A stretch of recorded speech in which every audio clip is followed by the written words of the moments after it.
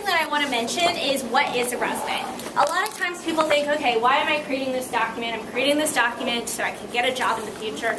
But if we take a little step further back, what a resume really is a summary of your qualifications and experiences for a particular position. So it's a little bit different than a CV. So a CV lists everything you've ever done in your entire life, whereas a resume is a little bit more strategic. So when you're applying to your first teaching job, your first job in education, you want to think about how your experiences that you've had when you're in college, both professional experiences, involvement experiences, other job experiences, relate to the job that you're applying for too. So luckily here in the College of Education you have so many practical experiences. Now you just kind of have to figure out how to organize them and how to market yourself based on those experiences. So why are resumes important? Resumes are what I like to call your foot in the door, right? It doesn't necessarily mean that you're going to get a call and say, hey, we're hiring you, especially when you're going to be working with children, working with people. They're going to want to check you out, right? They're going to want to say, okay, is this person a good fit for our school, for this position? So resumes is kind of, it gives the principal a glimpse of who you are and what kind of experiences that you have, and gets them curious. They want to know a little bit more about you. So with that, when you're looking at resumes, or when the recruiter or the principal is looking at your resume, they're not going to necessarily read every single line on there. You want to make sure that it's organized in a way that it's attractive to the eye and it's easily readable. So with that, you want to think about the physical appearance, so what does it look like? You want to think about what you say, so what kind of content does it have? But then you also want to think about how you're describing it. How are you being persuasive with that resume? So things to include. So these are just some examples of headers that you can include, and as you can see on this on the resume that I handed you out, it's organized based on your experience. So things like your name, your contact information, those are always going to be on there. But then if we look here as well, we want to think about things to leave out. So any kind of sensitive information, you want to leave out. Things like a picture, your age, or your birthday. Those are things that can be sensitive to HR rules as well. And then you want to make sure that you are using these headers in a way that maximizes your experiences. So for example, you're probably going to want to put your practical teaching experience closer to the top of your resume. You don't want to necessarily leave it to the end.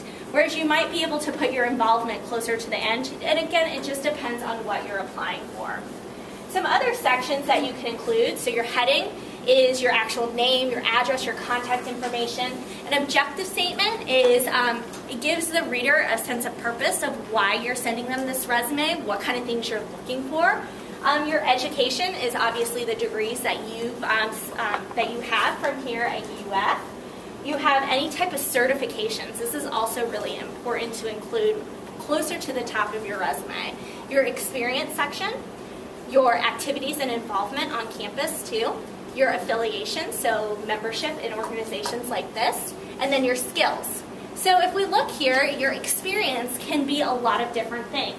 It doesn't necessarily just have to be paid experiences, which is one of the biggest misconceptions of people when they're writing resumes. The only work experience I have is when I got paid for a position. Obviously, you guys know you're gaining experience every day here in your program. So it can be things like relevant or related experience, teaching or classroom experience, leadership, extracurricular, campus involvement, and then things like work and volunteer, community involvement is really important to include on there too, because you're still gaining skills that are going to be practical in the classroom in those other experiences too. So with your header and contact information, the biggest things that you want to take away from that is you want your contact information to be up to date and appropriate. So especially as an educator, you want to make sure things like your email address are appropriate. When the principal calls your cell phone, that your voicemail is appropriate too. So you want to think that is their first impression of you. You always want your name to be the biggest thing on the page. You can also include things on there like if you have a website that you had to create, maybe for your educational technology class that shows maybe a portfolio or bits of your work. You can also include that in your header information if you wanted to give them a little bit more information. So then you have your objective statement. Your objective statement again gives the reader purpose of why are you sending me this resume. So I like to use formulas because it's an easy way to remember what you can include on this objective statement. So you always want to talk about the position. You want to talk about the organization or the school that you're applying for, or the school board.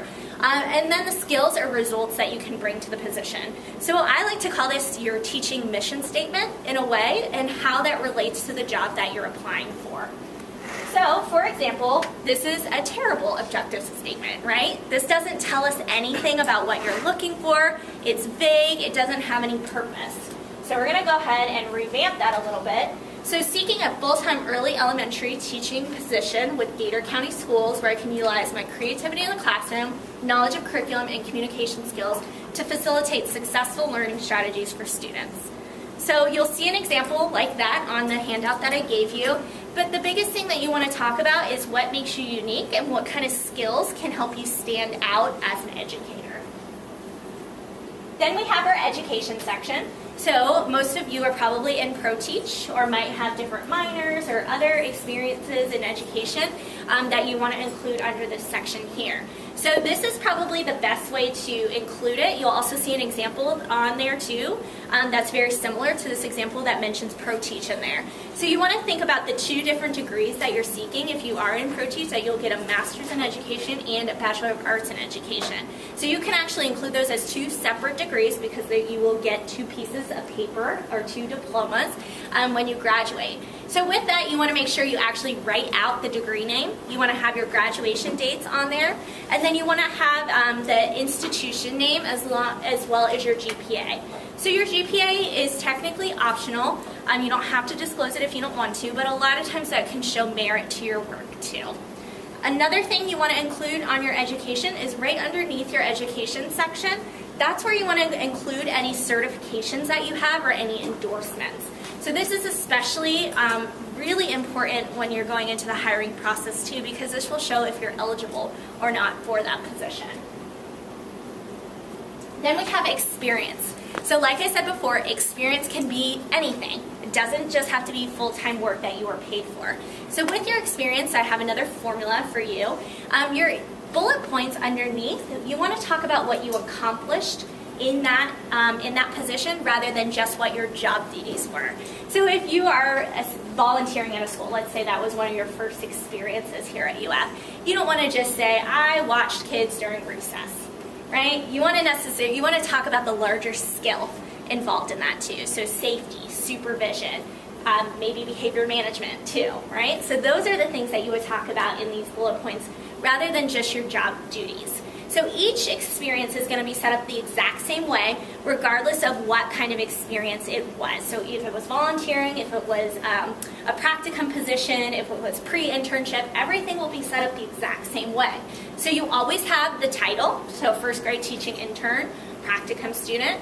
You can say Career Resource Elementary School, so the name of the school, the name of the organization, and then the dates. So the dates should always be in month-year format. So even though we operate on semesters here at UF, the professional world operates more on month-year format.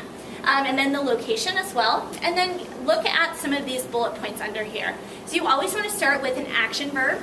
So the action verb shows what kind of things that you did and what kind of things you accomplished. So we have things like collaborated, developed, and instructed. And then you want to add merit to your work too. So anytime you can add assessment data, numbers, percentage of increase, number of students that you worked with, it shows the magnitude of the work that you did there at that position. So for example, you can say collaborated with professional classroom teacher to create new classroom management plan for 18 students. You also want to think about big keywords in education too. I'm sure you're learning about those keywords in your practical experiences and in your classes as well. So think about how you can include those keywords purposely in your resume. How can you include them in a way that stands out and can show that you are educated about your industry? So I've talked about most of these already, so creating strong bullet points.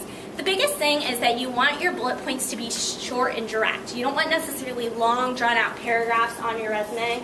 Again, most people are only looking at your resume very quickly, so you want to make sure those things stand out. Also, you don't want to just focus on your job duties, what you were required to do.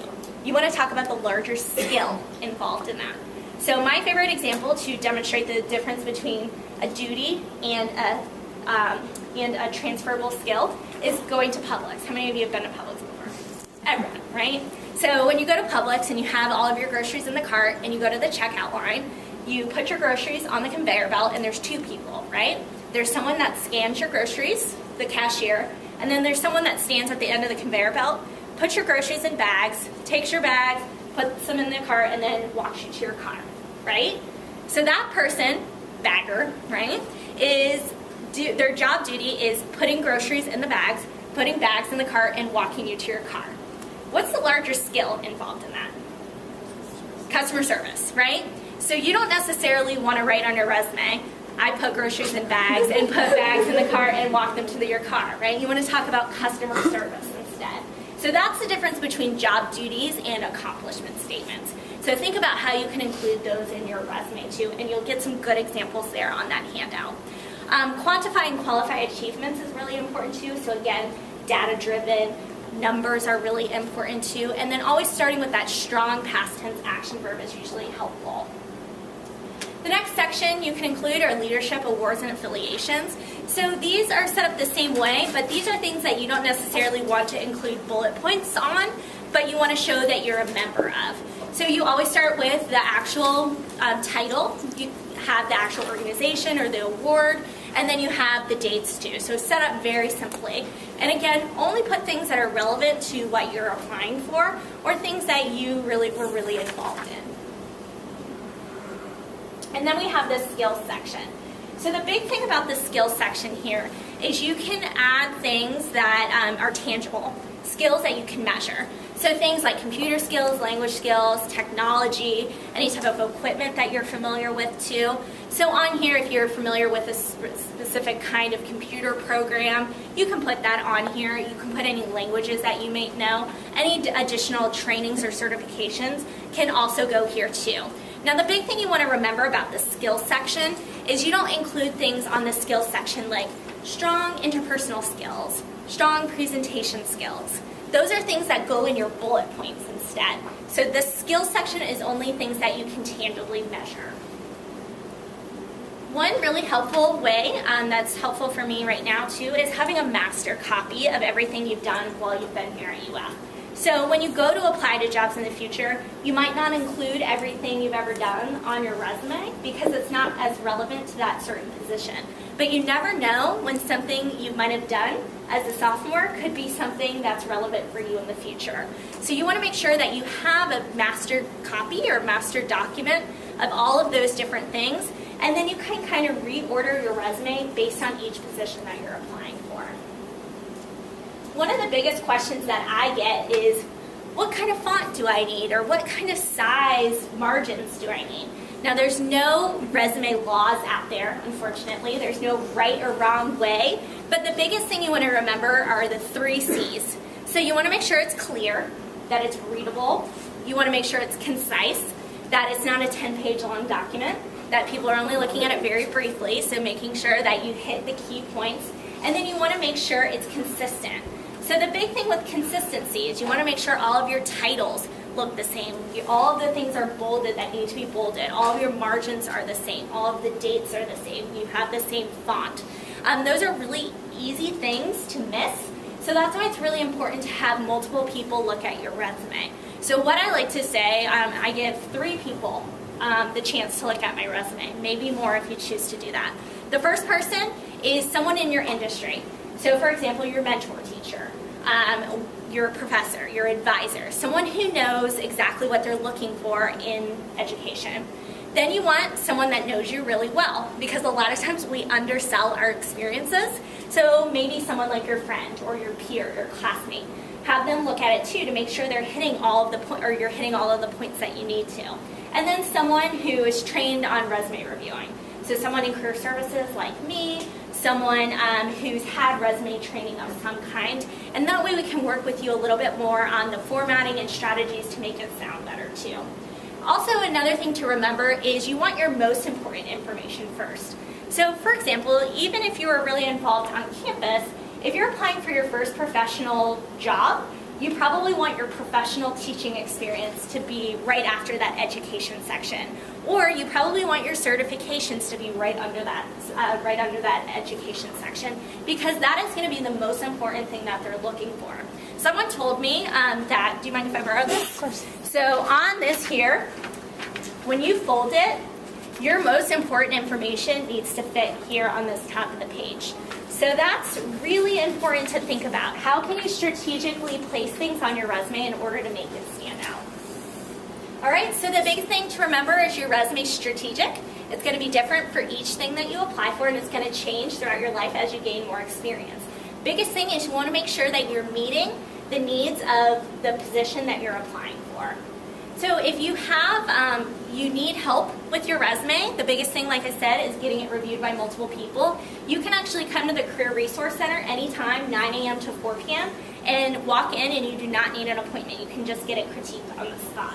Another thing that you can do if you feel like you need a little bit more help is you can always schedule a career planning appointment, and what that is a 30-minute appointment with someone like myself or one of my colleagues, and we'll just sit with you and walk you through the whole process too.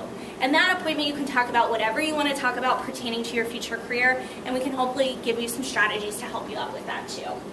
All right, so that's it. I'm going to give you my email address. I'm actually the liaison to the College of Education from the Career Resource Center. So again, my name is Allie Ricker.